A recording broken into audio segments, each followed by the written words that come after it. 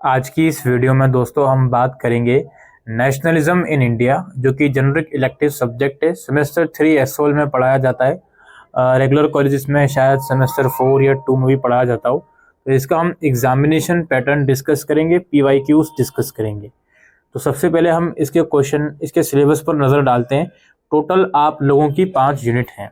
और nationalism in India का मतलब है भारत के अंदर राष्ट्रवाद। इसके रिगार्डिंग जो भी चीज़ें हुई हैं वो आप लोग पढ़ने वाले हो। पहला यूनिट तो यह है कि नेशनलिज्म को स्टडी करने के अलग अलग अप्रोचेस क्या हैं, वो आप पढ़ोगे। जैसे नेशनलिस्ट, इंपीरियलिस्ट, मार्क्सिस्ट और सब ऑल्टर्न।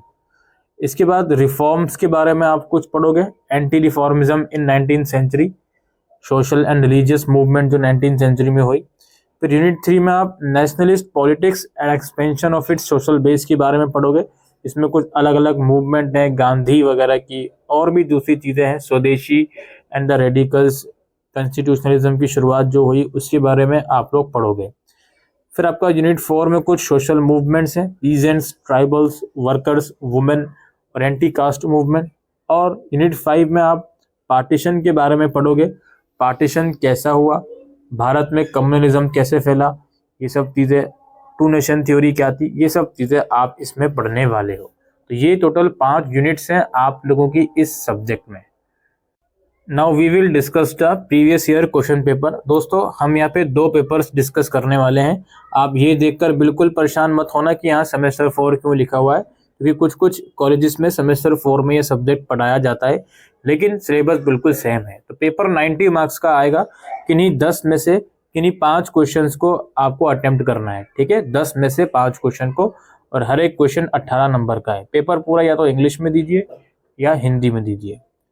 पहला क्वेश्चन हमारे पास है, examine the perspectives of marginalised group known as subalterns in studying nationalism in India. Bharat में राष्ट्रवाद के अध्ययन में उपेक्षित समूह, जिन्हें उपेक्षित के रूप में जाना जाता है, के दृष्टिकोण का परीक्षण दीजिए।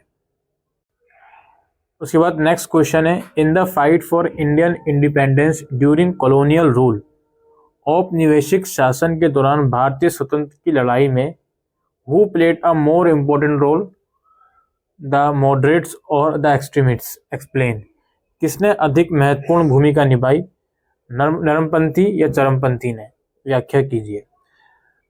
नेक्स्ट क्वेश्चन है, India's constitutional developments under British rule were gradual, examine India's constitutional development during colonial rule in India. British शासन के तहत भारत के संवैधानिक विकास क्रमिक थे। औपनिवेशिक शासन के दौरान भारत के संवैधानिक विकास का परीक्षण कीजिए। इसके बाद अगले क्वेश्चन की तरफ हम बढ़ते हैं, how do you assess salt Satyagraha and the civil disobedience movement in the context of India struggle for freedom. Bharat के स्वतंत्रता संघर्ष के संदर्भ में आप नमक सत्याग्रह और सविनय अवज्ञा आंदोलन का आकलन कैसे करते हैं, परीक्षण कीजिए। इसके बाद है, 19th century reform address many social issues faced by women. 19वीं सदी के सुधारों ने महिलाओं के सामने आने वाले कई सामाजिक मुद्दों को संबोधित किया। How effective were these reform in improving women's life in Indian society. भारतीय समाज में महिलाओं के जीवन को बेहतर बनाने में ये सुधार कितने प्रभावी थे। इसके बाद है, how did Mahatma Gandhi mobilise the masses and unite Indian across social classes in the freedom struggle, explain. Mahatma Gandhi ने भारत के स्वतंत्रता संग्राम में भारतीय जनता को कैसे गतिशील और संगठित किया, व्याख्या कीजिए। इसके बाद है, in your opinion to what extent were British colonial policies the primary driver of communal terrorism between Hindus and Muslims.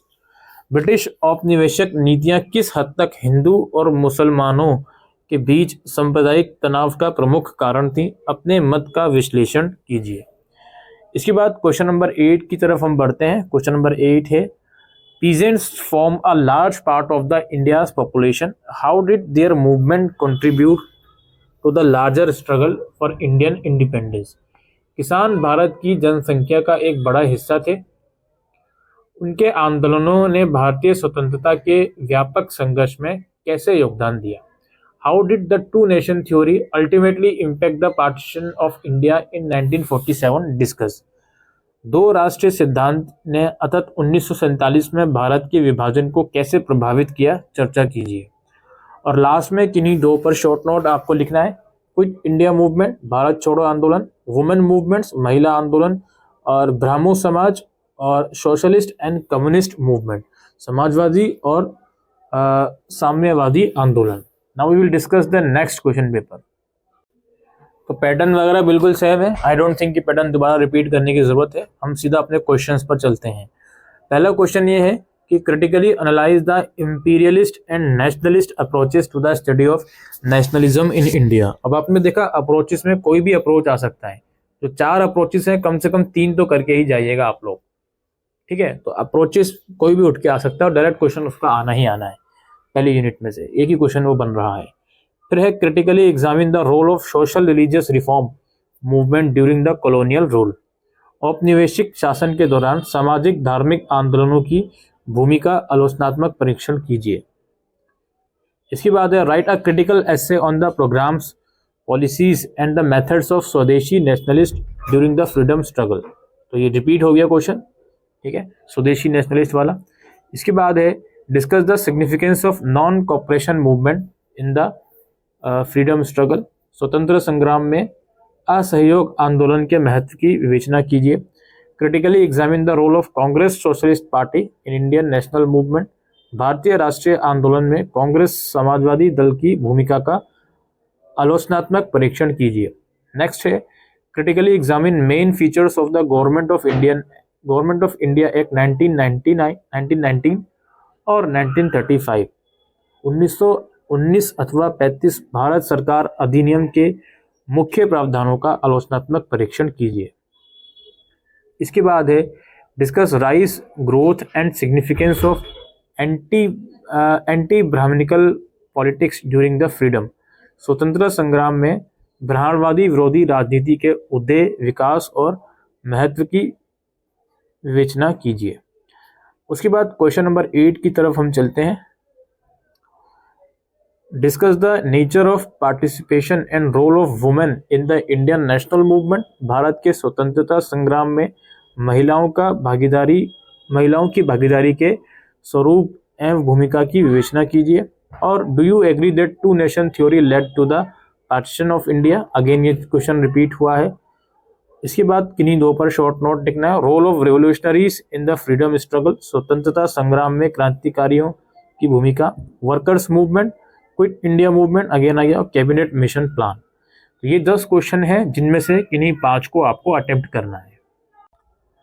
अब हम इसके सिलेबस पर एक बार वापसी आ गए हैं। देखिए यूनिट 1 की जहाँ तक बात है, एक क्वेश्चन है, फुल फ्लेज क्वेश्चन बनना ही बनना है, कोई डाउट नहीं है।